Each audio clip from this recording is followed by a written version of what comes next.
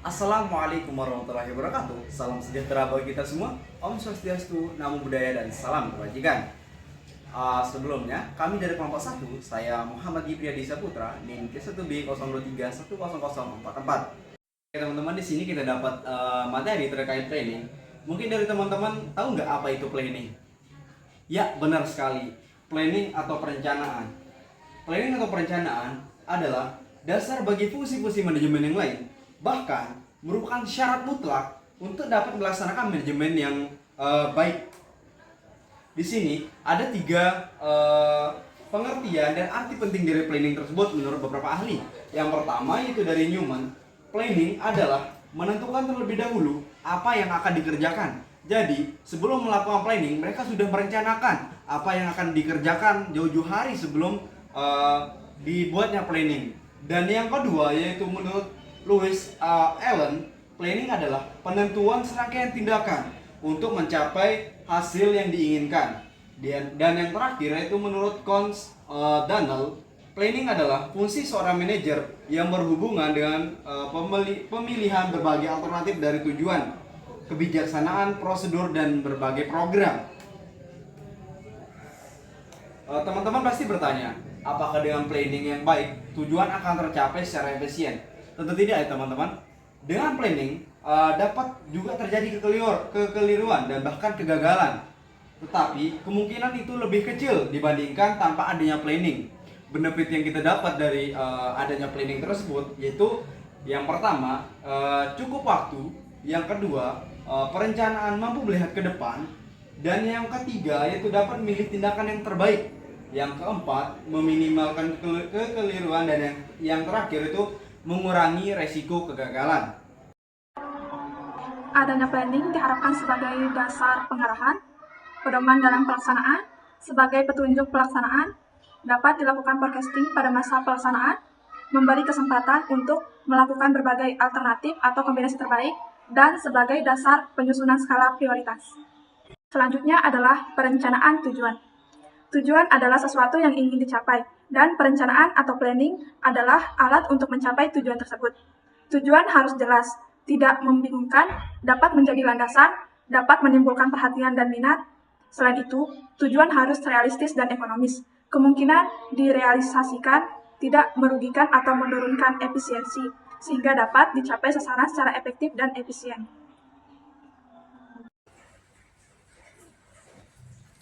Louis Alexander Allen berpendapat bahwa unsur-unsur planning terdiri atas 6. Yang pertama yaitu forecasting, yang dimana forecasting ini untuk meramalkan pekerjaan-pekerjaan oleh manajer serta melihat keadaan yang akan datang secara sistematis dan kontinu.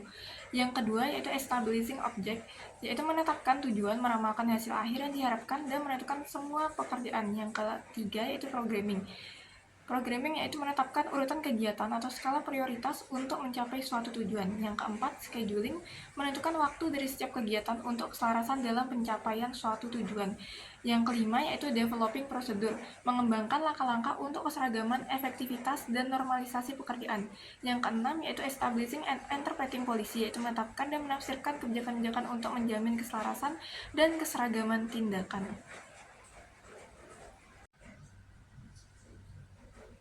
Adapun sifat-sifat planning yang baik, yang pertama itu pemakaian kata-kata yang sederhana dan jelas sehingga mudah dimengerti dan tidak menimbulkan penafsiran berbeda. Yang kedua itu fleksibel, dapat menyesuaikan diri dengan keadaan yang berubah atau tidak diduga sebelumnya.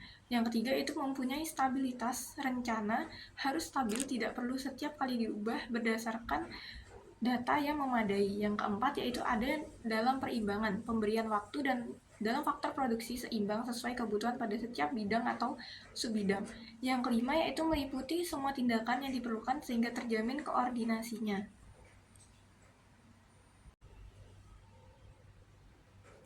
Keuntungan dari planning yang baik, yang pertama yaitu jumlah personil dapat dilakukan secara tepat sesuai kebutuhan, yaitu lebih efisien. Yang kedua itu penempatan personil dapat dilakukan setepat mungkin. Yang ketiga itu pembagian kerja lebih baik. Dan yang keempat mempercepat dan meringankan pekerjaan. Yang kelima yaitu proses kerja lebih efisien. Yang keenam penggunaan mesin atau peralatan menjadi lebih efisien. Yang ketujuh itu penggunaan modal efisien. Yang kedelapan pengawasan dapat dilakukan dengan lebih baik.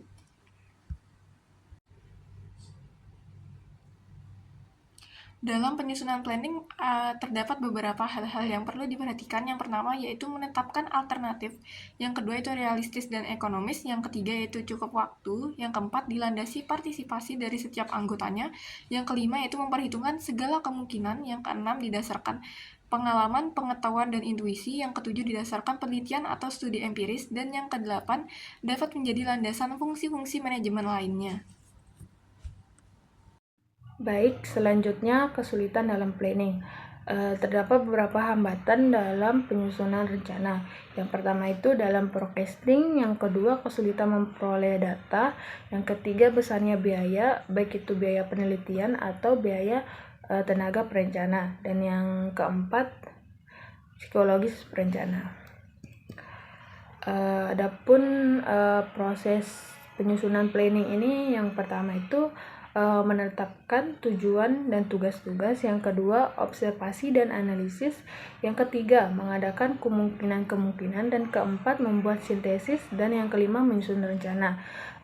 Penyusunan perencanaan ini dapat dilakukan oleh panitia perencana, bagian perencana, dan tenaga staf.